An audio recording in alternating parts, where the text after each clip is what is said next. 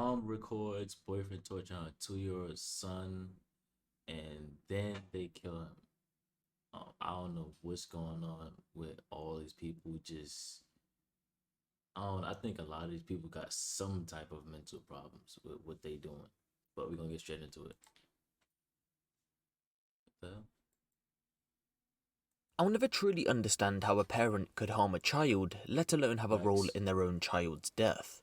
All day, babies eat, drink, play, looking up to their parent for guidance, comfort, and protection. They don't really understand who they are or why they're even there, but they know that this person who's around them near enough all day, every day, is there for a reason. I want to give you a hypothetical situation for a moment. Imagine you're a child, let's say 2 years old. You're living in a house with your mother and her boyfriend. For whatever reason, you begin to cry, but instead of your needs being settled, you're met with mimics, mocking, and eventual multiple slaps or punches to the point where your bones are broken. Imagine for just one moment that your own mother knows that this abuse is ongoing, and in fact, the abuse is recorded. Imagine after hearing the abuse, your mother doesn't put a stop to things because she's more interested in being with the man, the abuser of her own child. Ladies and gentlemen, That's how it usually goes. Sadly. in this hypothetical situation I've broken down happened in real life, and the two monsters you see on your screen right now have just been on trial for the murder of an innocent, precious 2-year-old boy by the name of Cairo Matthews. Rest in peace. On the 20th of October 2019, a non-emergency 111 call was placed by 20-year-old Felicia Shirley. Her 2-year-old son Cairo Matthews had gone, in her own words, floppy and unresponsive at her home address in Thornton Heath, Greater London. Hello, you're through the NHS 111 service, and what is it I can help you with today? Basically, Kyrell, he's been acting really funny, like his body's floppy and his eyes is rolling back and his chest is like coming out like he can't breathe and he's not responding properly. Okay, so is he awake at the moment? Yeah, but it's like he'll be laying down and then he lashes out and then he's just not, he looks like he's not here basically. His She eyes are just sound too rolling back. calm. Based upon that information that you have just given me there, but it's advised I do arrange an emergency ambulance. You wouldn't think we'd even be in this position if you rewind the clocks back to 2017. Cairo was born to loving parents and a wider family that were there as a support system. But at some point between his birth and early 2019, Felicia and Cairo's father had split. She was soon with another man, 28-year-old Kemar Brown. Kemar had just been released from prison when he met Felicia. He was no stranger to the law. Robbery, battery, possession of a knife, and restricting and obstructing a police officer were the crimes he'd previously went to prison for. He also had a non-molestation order from a previous relationship.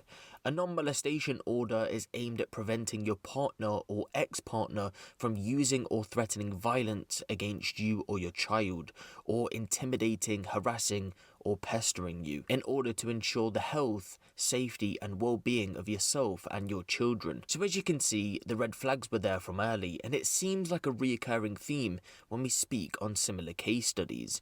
The family always seem to say, when this new partner comes on the scene, in this case Kemar, the other party, in this case Felicia, start to become distant. The family said they were slowly being pushed away as soon as Like I said, that's usually how it goes. The nigga was most likely controlling. Kemar had came on the scene. They began seeing less of little Cairo. His father would see him for the last time at his christening in August of 2019, but by then Cairo had been subjected to weeks, if not months, of abuse, and it had all been captured on audio recordings from his own mother. She knew what was going on. She even participated in some of it. At the beginning of 2018, Felicia had secured a job working for Croydon Council doing clerical and youth support work. 1 year on, however, she resigned. The balance between work life and looking after her child was way too much, so she decided to dedicate her full attention to looking after her son. However, when Kemar came on the scene, she picked up on his cannabis habit, and the two would spend all day smoking without going to work. From reports, it seems as if when they first got together, everything was going fine, but in May of 2019, an incident went down that some argue had been the start of the abuse. Well, recorded anyway. On that Springs day in May, Cairo was taken to hospital by his mother, where she told medical staff he had fallen and hit his head on a high chair. He had suffered a significant injury to the side of his face and had to spend 5 days in hospital. Medical staff at the hospital decided to carry out an investigation into the matter. They felt something had been off but came to the conclusion that Felicia's explanation had been plausible, so the matter was dropped and the police didn't become involved. However, the pair had been placed on the radar of the social services, who visited them at Felicia's address, although there's no public information available about that visit. We can assume they wrote the case off then, as this was the only meeting they'd ever have with the social services. Before we continue with this next section, I want to give a disclaimer that we'll be talking in depth about child abuse. Okay. Now consumed by a life of paranoia due to the cannabis addiction, Felicia had a feeling that Kemar had been unfaithful, so she'd use her phone as a listening device of some sort, recording Kemar's conversations in other rooms when she wasn't around. The recordings, however, picked up something more horrific. Following the 5-day stay at hospital in the following month of June, Kemar was picked up telling Cairo to shut up, or similar commands, followed by multiple hitting sounds. Felicia can be heard shouting, "What did he do? What did he do now?" In one clip, Kemar sings, "Felicia gets ungrateful when she don't get her own way." This is then followed by the sound of Cairo crying. The scene is quite chaotic. The crying is followed by banging, which causes Cairo to scream loud. Kemar says, "Shut it," and "Are you listening?" It's thought that those loud bangs are actually either punches or slaps. Similar clips are heard throughout June and July of 2019. In a recording taken from August of the same year, Kemar can be heard saying, stop crying, yeah, to Cairo, which is followed by Kemar mocking Cairo's crying. He then delivers 2 slaps to the toddler. Minutes later, he's heard saying, "What you crying for?" followed by 2 more slaps, at which point Cairo yelps and faintly cries. According to experts who have heard the clip, they say it's almost as if Cairo was trying to hold back the tears. In another incident in August of 2019, a loud bang can be heard before Cairo begins to cry loudly. "Shut up," Kemar responds. Experts say in this clip, it sounds as if Cairo is being repeatedly hit and mocked at the same time. Kemar tells the young boy to shut up as the sounds of blows are captured on audio. Kemar is then thought to have walked away at this point, but Felicia is captured on audio. "Kai, shut up. What the fuck you crying for, man?" She then slaps him multiple times as he continues to cry. Similar audio is also captured in the following month of September. On Sunday the 20th of October 2019, a final assault took place which sadly killed Cairo. By now, the young boy had suffered multiple fractured ribs that had already been crushed in the weeks before. On this fateful day, they were crushed again, the injury so severe they killed him. In fact, the exact number was 41 rib fractures, which cut into his liver. Experts believe he would have been in agony for at least a month leading up to his death.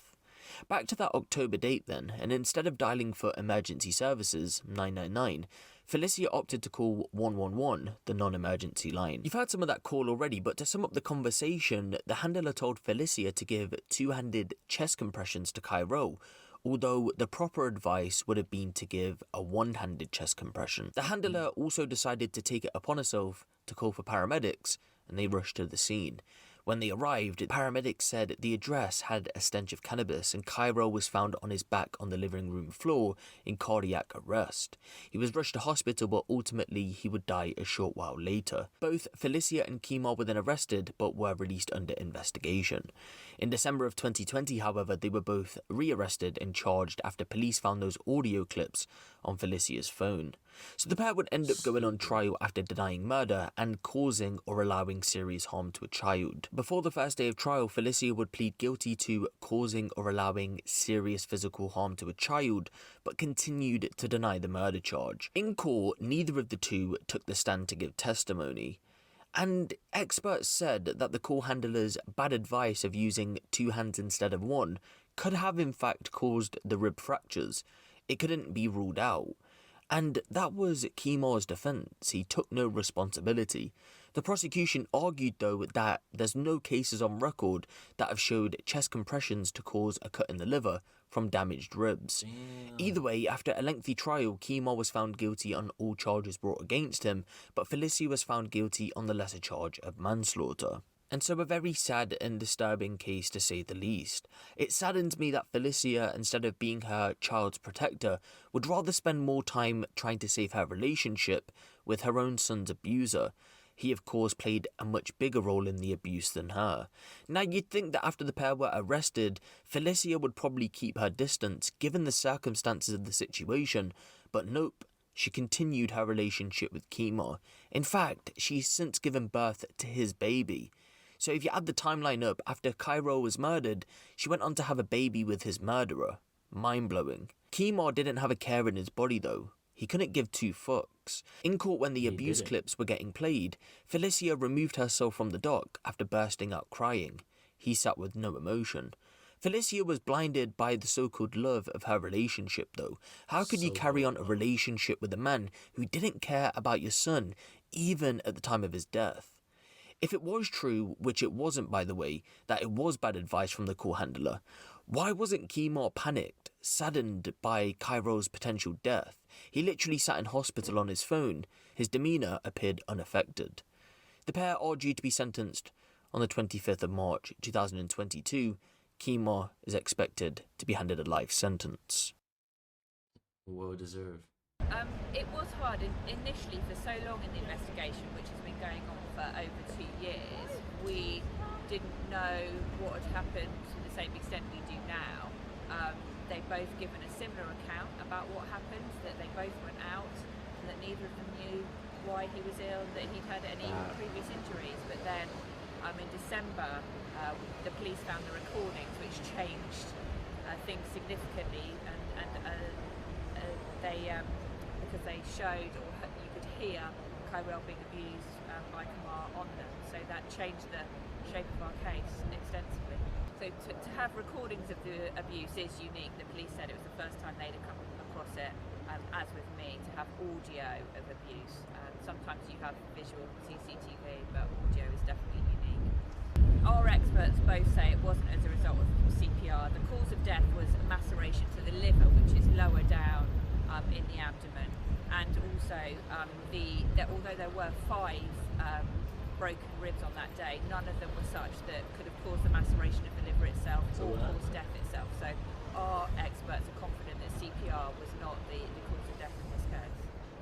Well, the team have worked hard, and it's been a horrific case for us all to work on, and Cairo was 2 years old, and would have been able to explain the fear he was feeling, the pain he was feeling to those that cared for him, and it was them that in the end caused his death. But he was so defenceless and looked to those who were supposed to care for him, and they were the ones that caused his death, and him so much pain in the months leading up to his death.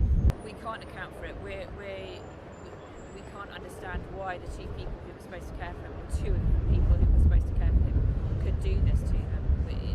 We're at a loss as to why they would do that to this innocent child as much as the public are.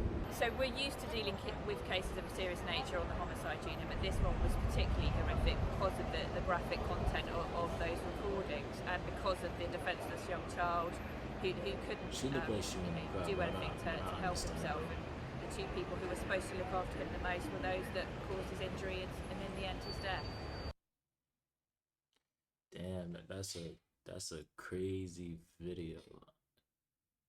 A lot of people really don't deserve to have kids, but in a sense, this is how a lot of situations play out. But with that being said, rest up to that little boy, and I'm gonna catch you in the next video.